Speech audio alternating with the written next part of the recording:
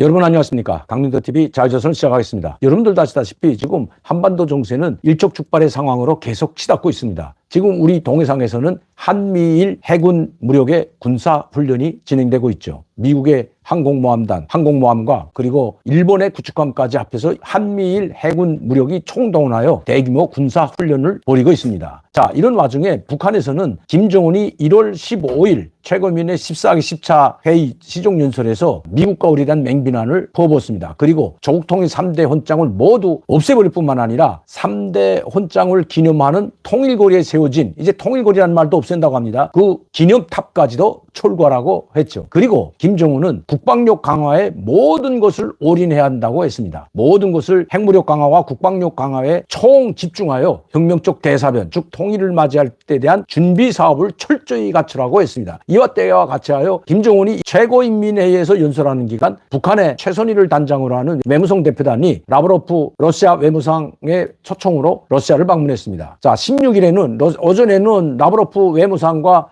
회담을 했고 저녁에 푸틴 대통령을 직접 만났습니다. 가장 융숭한 대접을 받으면서 극진한 환대를 받았죠. 제가 이것을 말씀드리는 것은 최선희 외무상이 가서 푸틴을 만났다는 그 보도를 여러분들께 지금 말씀드리는 것이 아니라 북한 외무상과 함께 간 한 사람, 바로 조춘용입니다. 이 조춘용은 이번 당중앙위원회 8기 9차 전원회의에서 당중앙위원회 비서로 승급한 사람입니다. 이 당중앙위원회 인사 문제 때 당중앙위원회 비서 명단에 올랐죠. 조춘용은 조선노동당 군수공업부장 겸 당중앙위원회 비서로 인력 승진했습니다. 당중앙위원회 정치국 위원이기도 합니다. 그리고 김종식은 직접 대륙간 탄도미사일을 관장하는 군수담당 제1부부장이죠. 이 김종식이가 부부장이라면 조춘용은 군수담당 비서 겸 당중앙위원회 부장입니다. 자, 최선희도 당중앙위원회 정치국 위원이지만 최선희보다는 한 단계 우에 있습니다. 왜? 당중앙위원회 비서이기 때문이죠. 최선희는 당중앙위원회 비서는 아닙니다. 이거는 외무상이기 때문에 또 부총리 겸 외무상도 아니죠. 원래 부총리가 한 명 있으면 거기에 당중앙위원회 비서가 한 명씩 있습니다. 그 부총리는 내각을 관장한다면 당중앙위원회 비서는 그 내각 부총리가 담당한 그 부서의 당 정치 사업을 맡고 있죠. 이렇게 부총리가 있으면 당중앙위원회 비서가 있습니다. 그런데 직급상 조충룡이가 더 상급인데도 불구하고 조충룡에 대해서는 그렇게 보도를 하지 않고 있습니다. 왜 그럴까요? 조충룡은 바로 당중앙위원회 군수담당 부장이며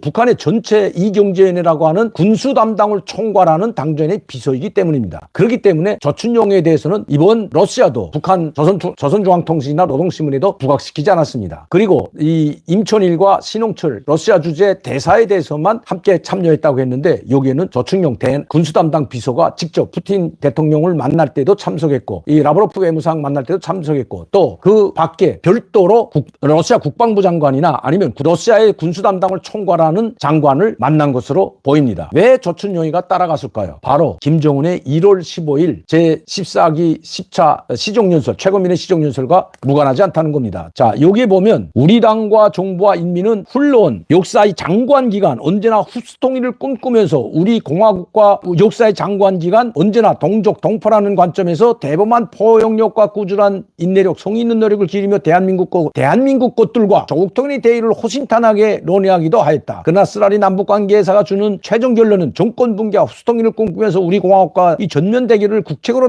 하고 있는 나날이 폐악해지고 오만무리해지는 대결 광중 속에 동족의식이 고세된 대한민국 족속들과는 민족 중흥의 길, 통일의 길을 함께 하셨다는 것이다. 자, 누가 정상회담을 하고 누구와 회담을 했죠? 사실은 이 김대중 대통령의 6.15 공동 북측본부도 해산했고 김대중 대통령과 했던 정상회담, 문재인 대통령과 했던 정상회담도 모두 이것은 더 이상 이제는 하지 않겠다는, 이것도 다 무참하게 짓밟아버렸죠. 조국통일 대의를 호심탄회하게 논의하겠다. 누가 호심탄회하게 했죠? 바로 김대중 대통령과 문재인 대통령, 그리고 노무현 대통령입니다. 진보 정권, 즉 좌파 정권이 들어설 때마다 북한의 포주기로 일관했던 좌파 정권, 특히 문재인 정권 때는 별로 포주지도 못하면서 아부 굴종을 하다가 김정은한테 짓밟힘만 당했습니다. 자, 어쨌든 이렇게 김대중, 노무현, 문재인으로 이루어지는 호신했다고 합니다. 그러나 결론은 정권노예 후수통일을 꿈꾸면서 우리 공화국과 정면 대결을 국책으로 하고 있는 폐악해지고 있는 이런 광증에서 이젠 더 이상 하지 않겠다는 겁니다. 함께 할 수 없다는 거죠. 그러면서 북남 관계가 더 이상 동족관계, 동질 관계가 아닌 적대적인 두 국가 관계 전쟁 중에는 완전한 두 교전국 관계라는 현실은 외세의 특동주구 집단인 대한민국이 그가하고도 자멸적인 전형적인 대결망동으로 써놓은 북과 남의 명백한 현주소이며 세상을 향해 거침없는 면사포를 벗겨놓은 조선반도의 실상입니다. 이들은 모두가 다 흡수통일 외에 다른 정책도 없이 흡수통일만 야망을 꿈꿔온 자들이라고 노골적으로 이야기했는데, 지금 이 14기 10차 전원회의에서도 이 대의원 회의에서도 최고회의에서도 이를 이야기를 하고 있는 겁니다. 제가 이 말씀을 드린 것은 최근에 이 야당 대표가 남북관계가 파탄된 것은 윤석열 정부에게 있다고 했기 때문에 제가 말씀드리는 건데, 지금 김정은은 윤석열 정부뿐만 아니라 김대중 전 정권, 김대중 대통령 시절, 그리고 노무현 전 대통령 시절, 문재인 전 대통령 시절을 낱낱이 이야기하고 있다는 겁니다. 그들과 호신탄회에 논해왔지만 이제 더 이상 하지 않겠다는 거죠. 왜? 미국의 그들도 모두가 미국에 툭툭 죽으라고 이거 직접 이야기하고 있는 거죠. 그리고 나는 핵무력의 전쟁 억제라는 번영위의 제2의 사명에 대한 명백히 원보가 있다. 전쟁 억제뿐만 아니라 핵무기를 생각하다. 우리는 전쟁을 바라지 않지만 결코 피할 생각도 없습니다. 이게 전쟁을 먼저 일으키진 않겠다고 했습니다. 전쟁은 대한민국이라는 실체를 끔찍하게 괴멸시키고 끝나게 만들 것이다. 이 괴멸이라는 말을 8기 9차 전원에서도 이야기하더니 지금 이 최고인민회의에서도 또 이렇게 연설합니다. 그리고 미국에는 상상하지 못할 재앙과 패배를 안길 것이다. 미국에도 선전포고를 한 겁니다. 그렇다면 뭘로 하겠다는 걸까요? 핵무기로 하겠다는 겁니다. 깡그리 없애버리겠다는 거죠. 제가 말씀드리는 것은 자, 이 부분입니다.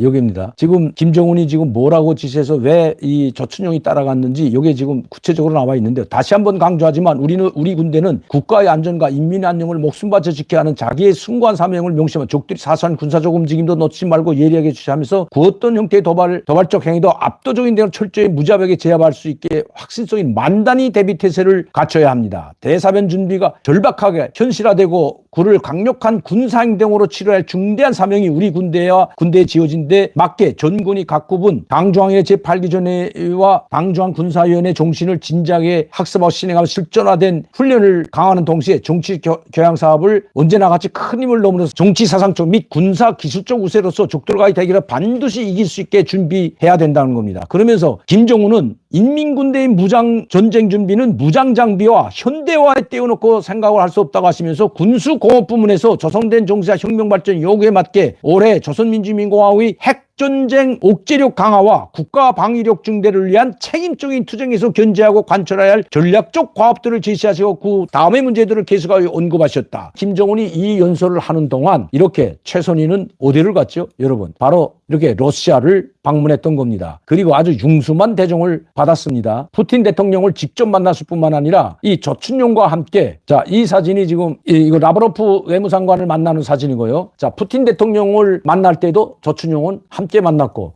이 조춘용 당 군수공업비서가 최선희를 동행했다는 것은 바로 이 군수경제와 관련해서 러시아의 도움을 요청하기 위한 것이라고 생각됩니다. 지금 북한이 사실 지금 러시아에 엄청난 무기를 대주고 대륙간 탄도미사일만 제외하고 이 단거리, 중단거리 미사일, 방사포탄, 재래식 포탄을 수십만 발, 수백만 발을 지금 러시아에 제공해 줬습니다. 자, 이런 상태에서 만약시 북한이 김정은이가 이야기했듯이 8기 9차 전원회의와 이 최고인민회의에서 시정연설에서 이야기했듯이 혁명적 대사변이라고 하는 조국 통일을 무력으로 완성하기 위해서는 군수공장들이 만가동을 해야 됩니다. 지금 북한의 경제 상황을 볼 때, 경제력을 볼 때 만가동해서 이미 공백이 생긴, 러시아의 지원을 대량으로 지원해주고 공백이 생긴 그 상황을 메우려면 북한 힘으로는 상당히 어렵다는 것이 북한에서는 서식입니다. 다시 말씀드리면 이번에 조춘용 군수 담당 비서가 최선희와 함께 러시아를 방문한 것은 바로 러시아로부터 막대한 군수 물자, 자재 원료죠. 대륙간 탄도미사일과 중단거리 미사일, 그리고 재래식 포탄, 방사포탄을 만들 수 있는 원료 자재를 구입하는 데 초점을 뒀다는 겁니다. 북한은 원료 자재만 있으면 기술력과 노동자들은 무제한이 있기 때문에 얼마든지 생산합니다. 달러가 문제가 아닙니다. 달러가 없더라도 원료 자재만 있으면 얼마든지 찍어낼 수 있는 것이 북한의 군수공장입니다. 여러분들도 아시다시피 지금 북한의 대륙간 탄도미사일 ICBM 18형이나 17형, 그리고 스커드 계열 중단거리 미사일, 국첨성 미사일 보게 되면 상당히 정교할 뿐만 아니라 이제는 정밀 타격이 가능하기까지 됐던 겁니다. 더 정밀하고 고도화시키기 위해서는 러시아의 군사 기술이 절대적으로 필요하다는 거죠. 이번 러시아 푸틴 대통령이 최선희에게 그런 공개는 하나도 하지 않았지만 크렘린궁 대변인이 기자들의 질문에 아주 각방면으로 중요한 부분에까지 협력을 증진시킬 때 해서 상의했다고 했습니다. 그 중요한 부분이라는 게 뭘까요? 바로 군수 부분이라고 저는 생각합니다. 그렇기 때문에 조춘용이 이번에 따라가서 갔고, 러시아의 군수 군수공업상과 이미 밀담을 했을 것으로 보입니다. 이제 러시아는 북한에 막대한 포탄과 탄도미사일을 만들 수 있는 원자재를 집중적으로 공급할 것으로 보입니다. 물론 식량 공급은 이미 천명을 했습니다. 식량을 비롯한 북한에 필요한 생필품과 설탕과 같은 이런 필수품들은, 식료품들은 얼마든지 제공하겠다고 했습니다. 특히 옥수수는 대량으로 북한에 제공하겠다고 했습니다. 러시아가 가장 많이 가지고 있는 것이 쌀보다도 옥수수와 보리죠. 밀. 이 밀과 옥수수를 아마 대량으로 들어갈 것으로 보입니다. 그렇게 되면 북한의 전쟁 준비는 완벽하게 끝날 수 있다고 해도 과언이 아니죠. 북한에서 들어온 소식에 의하면 지금 북한의 군수공장이 만가동하게 되면 금년도 약 하반기에만 만가동하게 돼도 그들이 만가동은 24시간 가동시킬 수 있는 기술과 역량이 충분히 있다는 겁니다. 원료 자재가 없어서 못 줬지 민수 부분 공장도 마찬가지입니다. 원료 자재와 전기만 있다면 얼마든지 북한은 만가동할 준비가 다 되어 있다는 겁니다. 군수공장은 더 말할 것도 없죠. 여러분들도 아시다시피 작년도 2023년도 8월달 그 황해남도에 수천 대의 이 탈곡기와 벼수확기를 보내주었는데 그것이 다 군수공장에서 만들어서 약 6,000대에서 7,000대 달하는 이 벼수확기와 탈곡기들을 황해남도에 보내준 것 우리는 기억하고 있습니다. 군수 무기를 만들 수 있는 이미 대륙간 탄도미사일이나 국첨성 미사일과 같은 또 순항미사일과 해고리와 같은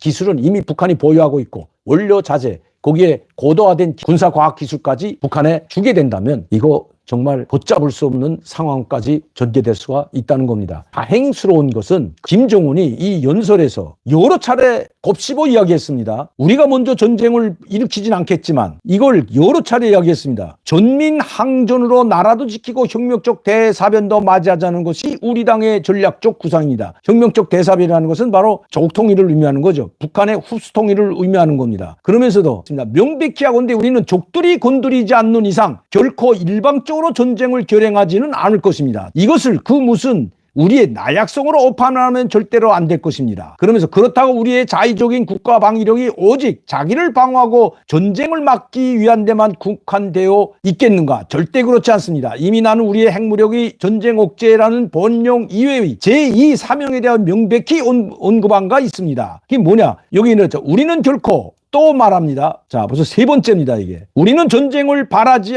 않지만 결코 피할 생각 또한 없습니다. 전쟁이란 그 선택을 할 그 어떤 이유도 없으며 따라서 일방적으로 결행할 의도도 없지만 일단 전쟁이 우리 앞에 현실로 다가온다면 절대로 피하는데 노력하지 않을 것이며 자기의 주권 사수와 인민의 안전 생존권을 수호하며 우리는 철저히 준비된 행동에 완벽하고 신속하게 행동할 것입니다. 전쟁은 대한민국이라는 실체를 끔찍하게 괴멸시키고 끝나게 만들 것입니다. 그리고 미국에는 상상해보지 못한 재앙과 패배를 안길 것입니다. 우리는 그런 준비가 되어 있습니다. 자, 전쟁을 하진 않겠답니다. 그러면서 여기 또 이상한 이야기를 했는데 그게 뭐냐? 우리가 일방적으로 구워놓은 NNL을 인정하지 않겠다고 했습니다. 참나. 우리가 구하는 NNL을 우리는 절대로 용납할 수 없고 인정할 수 없다. 그 동해에 구워진 군사분계선과 서해에 구워진 군사분계선, 서해상에 구워진 이것도 동해와 똑같이 그렇게 구워져야 된다는 겁니다. 그렇게 되면 백령도를 비롯한 연평도, 서해 5도는 북한 용해에 들어가 있는 것으로 되기 때문에 우리가 만약에 거기 들어가면 이것을 절대 용납하지 않겠다는 겁니다. 이걸 군사적 도발로 보겠다는 거죠. 다시 말씀드리면 이건 정말 어처구니 없는 거죠. 자기네들 전쟁을 먼저 일으키지 않지만 우리가 백령대 군함이 들어가고 물자가 들어가고 우리 군함들이 들어가고 민간 배들이 들어가는 걸 용납하지 않겠다는 겁니다. 이걸 도발로 간주하겠다고 김정은이 분명히 이야기했습니다. 야, 이거 참 위험한 거죠. 상당히 위험한 겁니다. 북방 한계선 NLL을 인정하지 않겠다. 앞으로 여기에 대해서 도발을 하게 된다면 이것도 도발로 간주하겠다는 것이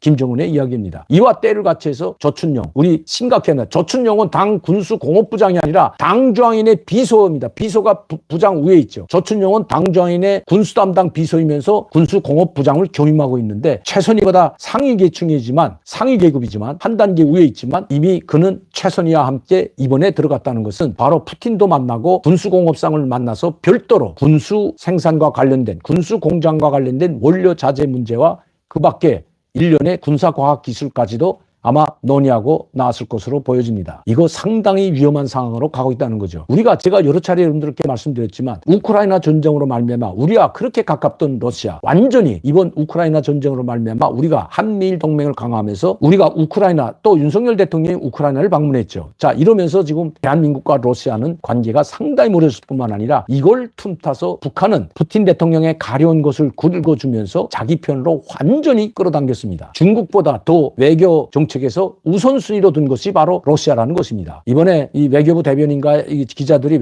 중국 외교부 대변인이 나와서 브리핑을 할 때 북한의 최선희 외무상이 러시아를 방문해서 푸틴 대통령을 만나고 어떻게 생각하니까 그건 양자 간에 할 일이지 우리가 논평할 일은 아니다 하고 딱 아주 좀 불쾌하게 이야기하는 것 이미 언론에 공개됐죠. 그리고 중국에서는 대표단을 갔는데 정부 대표단이 아니라 조선 중국 상회 회장이라는 아주 기업, 민간 기업 대표단이 지금 북한을 방문하고 있습니다. 김정은이 만나줄 이유가 없죠. 이때까지 북한을 도와준 것은 러시아가 아니라 중국이었습니다. 중국은 러시아가 찬성표를 유엔 대북제재 찬성표를 던질 때에도 항상 중국은 기권한 적도 없이 반대표를 던지곤 했죠. 지금까지 북한이 존재할 수 있었던 것은 바로 중국 때문입니다. 30년 동안 중국이 도와주지 않았다면 북한은 아마 김정일 정권이나 김정은 정권이 이렇게 세습 체제를 이어가지는 못했을 겁니다. 그런데 이제는 중국보다도 러시아와 더 밀착하면서 오히려 러시아와 더 밀착 관계를 보이면서 중국을 배제하지는 않지만 북중 관계는 떼어내야 떼어놓을 수 없는 관계이기 때문에 그렇지만 오히려 중국 관계보다도 더 우선순위에 둔 것이 러시아라는 것을 김정은이 직접 이야기했던 겁니다. 왜? 지금 당장 그들에게 필요한 것은 중국이 아니라 러시아이기 때문입니다. 전쟁 준비에 박차를 가하고 있는 북한이 가장 필요로 되는 모든 것을 러시아가 가지고 있기 때문입니다. 중국은 지금까지 북한이 스커드 미사일을 만들던 아니면 대륙간 탄도 미사일을 만들던 아니면 정찰위성을 쏘아도 거기에 최첨단 군사 과학기술을 하나도 주지 않았던 것이 바로 중국입니다. 그리고 중국 시진핑 주석은 김정은이 지도자로 올라섰을 때까지 10년 동안 그를 만나주지조차 않았고 2018년 이 문재인에 의해서 트럼프와 김정은이 만나는 걸 보고 급기야 김정은을 불러들였던 겁니다. 자, 그 문제는 다음 시간에 이야기하기로 하고 저는 내일 이 시간에 다시 뵙겠습니다. 감사합니다.